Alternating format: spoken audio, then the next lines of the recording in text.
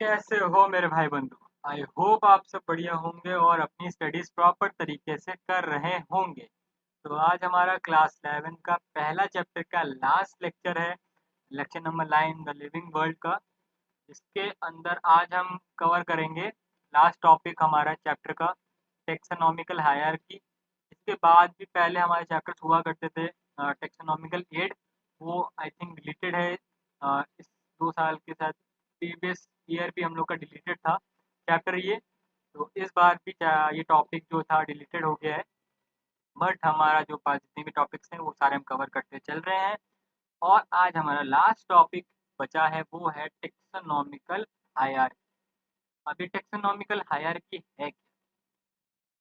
जैसे आप क्लासिफिकेशन करते हैं किसी भी चीज़ का, जैसे कि हम लोग ने अभी पढ़ा बायनॉमियल नोमेनक्लेचर के अंदर एक पर्टिकुलर ऑर्डर है किसी चीज़ को लिखने का। जैसे कि पहले हम जीनस लिखते हैं, फिर स्पीशीज लिखते हैं किसी भी ऑर्गेनिज्म का। तो वैसे ही टेक्सोनॉमिकल हायरार्की है कि एक पर्टिकुलर ग्रुप में हम सारे ऑर्गेनिज्म को अरेंज करें, ठीक है, ताकि हमें उनको पहचानने में दिक्कत ना हो। यहाँ पर कुल मिला के 7 ऑब्लिगेट कैटेगरी बनाई गई है टेक्सोनॉमिकल हायरार्की के अंदर। ये एक स्टेप बाय स्टेप प्रोसेस है कि अगर हम बड़े से छोटे लेवल पे जाए, ठीक है, अगर हम बड़े से छोटे लेवल पे जाए तो हमें कितनी डाइवर्सिटी मिलेगी किसी भी ऑर्गेनिज्म की। प्लांट हो, एनिमल हो, इंसेक्ट हो, किसी भी चीज़ की हमें पर्टिकुलर ऑर्डर में अरेंज करना है। तो उसी प्रोसेस को ही टेक्सोनॉमिकल हायरार्की बोला गया है। इसके अंदर ग्रुप वाइज सब चीज़ डिवाइडेड है, क्लासिफाइड है, ठीक है। और इसका कॉन्सेप्ट देने वाले थे हमारे केरलेस मीन। इन्होंने ही बायनॉमियल नोमेनक्लेचर दिया, इन्होंने ही हमारे टेक्सोनॉमिकल हायरार्की की कॉन्सेप्ट को भी प्रपोज किया। अब इस चीज़ को समझने से पहले, ये सारे 7 ऑब्लिगेट कैटेगरी को समझने से पहले, ये 7 ऑब्लिगेट कैटेगरी आए कैसे उसको पहले समझते हैं। तो केरलेस लीनियस ने क्या किया था, पहले ही उन्होंने 5 कैटेगरी को प्रपोज किया था। जब ये टेक्सोनॉमिकल हायरार्की का कॉन्सेप्ट चल रहा था तो इन्होंने क्लास, ऑर्डर, जीनस और एस फॉर स्पीसीज जैसे कॉन्सेप्ट को इन्होंने दिया था। और एक कैटेगरी इन्होंने ऐड की थी वैरायटी वाली। तो ये कैटेगरी यहाँ पर रिजेक्ट हो जाती है, ठीक है। जिसके बाद ये 3 नए कैटेगरी और ऐड करते हैं। वैरायटी को हटाकर किंगडम, फाइलम और फैमिली जैसे कैटेगरी को ये इंट्रोड्यूस करते हैं। तब जाकर हमारे पास मेन 7 ऑब्लिगेट कैटेगरी आता है टेक्सोनॉमिकल हायरार्की के अंदर। इसके अंदर हम अलग अलग स्पीसीज के, अलग अलग ऑर्गेनिज्म के क्या नेमिंग को स्टडी करते हैं या फिर उनके ग्रुप को स्टडी करते हैं। तो ये एक सिस्टमैटिक स्टडी को बढ़ावा देता है टेक्सोनॉमिकल हायरार्की, ठीक है। अब देखते हैं 7 ऑब्लिगेट कैटेगरी वो है क्या। पहला आ जाता है आपका किंगडम, ठीक। किंगडम के अंदर हमारे पास 2 टाइप के किंगडम हमें देखने को मिलेंगे, को हम आगे 11th क्लास में पढ़ते भी हैं। प्लांट किंगडम और एनिमल किंगडम।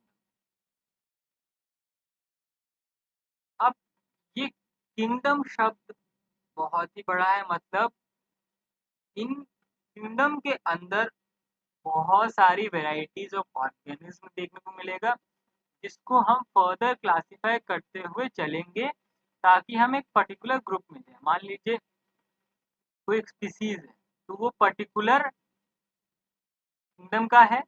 अब उस पर्टिकुलर किंगडम के अंदर भी कोई किसी पर्टिकुलर फैमिली का हिस्सा होगा, किसी पर्टिकुलर ऑर्डर का हिस्सा होगा और किसी पर्टिकुलर क्लास का और किसी पर्टिकुलर डिवीजन या फाइलम का हिस्सा हो सकता है, ठीक है। तो किंगडम मतलब एक पूरा राज्य, ठीक है, जो कि कोई एक लीड कर रहा है। अब आ जाता है फाइलम एंड डिवीजन। अगर मैं फाइलम की बात करूँ तो फाइलम यूज कर दिया जाता है आपके एनिमल्स के लिए, एनिमल्स के ग्रुप को क्लासिफाई करने के लिए हम उसको फाइलम में रखते हैं, और डिवीजन रखते हैं प्लांट के ग्रुप को क्लासिफाई फर्दर करने के लिए। फिर आ जाता है क्लास। अब क्लास के अंदर उन फाइलम के रिलेटेड ही एनिमल्स या फिर प्लांट की स्पीसीज होंगे। ठीक है, क्लास के अंदर रिलेटेड फाइलम और या फिर रिलेटेड डिवीजन वाले ऑर्गेनिज्म रहेंगे। रिलेटेड फाइलम या फिर डिवीजन वाले क्या रहेंगे, ऑर्गेनिज्म आपको देखने को इसके अंदर मिल जाएंगे।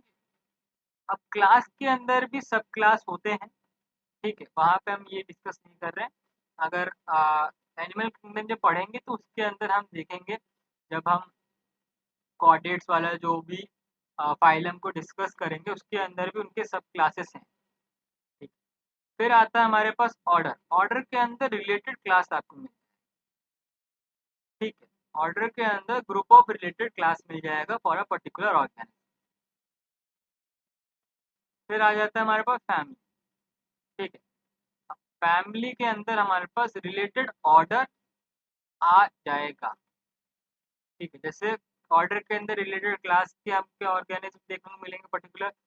आप ऑर्डर के सॉरी फैमिली के अंदर हमें रिलेटेड ऑर्डर देखने को मिले। फिर आता है जीनस। जीनस के अंदर किसी रिलेटेड फैमिली के बारे में हमें बताया जा सकता है। ठीक है, रिलेटेड अगर फैमिली में बात करूं वो आपको इसके अंदर देखने को मिल जाएगा। स्पीसीज की बात करें तो किसी भी पर्टिकुलर जीनस की स्पीसीज को ही हम यहाँ पे क्लासिफाई करेंगे, जैसे कि हम लोग ने बायोनॉमियल नॉमेनक्लेचर के अंदर देखा हुआ था। ठीक है, स्पीसीज के अंदर रिलेटेड आपको जीनस मिल जाएगा। या फिर अगर मैं उल्टा बात करूं, अगर मैं स्पीसीज से जीनस की तरफ जाऊं तो इसके अंदर आपको रिलेटेड स्पीसीज भी देखने को मिल सकता है, इसके अंदर आपको रिलेटेड जीनस देखने को मिल जाएगा, और इसके अंदर रिलेटेड आपको फैमिली। अगर मैं किंगडम टू स्पीसीज जाऊं तो आपको ये ऑर्डर देखने को मिलेगा। अगर मैं स्पीसीज टू किंगडम आपको फॉलो करूं ऑर्डर, तो जीनस के अंदर आपको रिलेटेड फैमिलीज के भी ऑर्गेनिज्म मिल जाएंगे या फिर रिलेटेड स्पीसीज के भी ऑर्गेनिज्म मिल जाएंगे। अगर फाइलम की बात करें तो आपको इसके अंदर सब चीज इंक्लूड मिल जाएगा, बट अगर मैं नियरली इसकी बात करूं तो इस फाइलम के अंदर रिलेटेड क्लास आपको देखने को मिलेगा। रिलेटेड क्लास आपको देखने को मिलेगा। ठीक है, और क्लास के अंदर आपको रिलेटेड ऑर्डर भी देखने को मिल सकता है। तो या that it for today's lecture. बहुत छोटा सा लेक्चर था टेक्सोनॉमिकल हायरार्की वाला। इसको हम क्या करेंगे अभी, जैसे कि नेक्स्ट चैप्टर जो मैं पढ़ाने वाला हूँ वो रहेगा एनसीईआरटी बेस्ड, मतलब एनसीईआरटी की बुक की लाइन बाय लाइन हम रीड करते हुए चलेंगे। तो इसके जैसे कंप्लीट होगा ये हमारा पहला जो यूनिट है, लिविंग डाइवर्सिटी वाला, डाइवर्सिटी इन लिविंग वर्ल्ड। तो इसके अंदर जैसे हम लोग के बाकी के 3 चैप्टर बचे हैं, biological classification, plant kingdom, animal kingdom, जैसे ये लेक्चर खत्म हो जाएंगे उसके बाद एक लेक्चर हम रख लेंगे चैप्टर छोटा सा ही है, तो लिविंग वर्ल्ड वाला भी रीडिंग एक मान लेंगे एनसीईआरटी से, ताकि आपके सारे कॉन्सेप्ट क्लियर हो जाए। ठीक है, आई होप आपको आज का लेक्चर पसंद आया होगा। अगर पसंद आया तो आप चैनल को कर दीजिए सब्सक्राइब और लाइक कर दीजिए वीडियो को, और वीडियो को हो सके जितना हो सके उतना शेयर करते रहिए, ताकि हमें भी मोटिवेशन मिले ऐसे ही लेक्चर्स लाने के लिए। आ, मिलते हैं आपको नेक्स्ट चैप्टर में, नेक्स्ट नए लेक्चर में। तब तक के लिए बाय।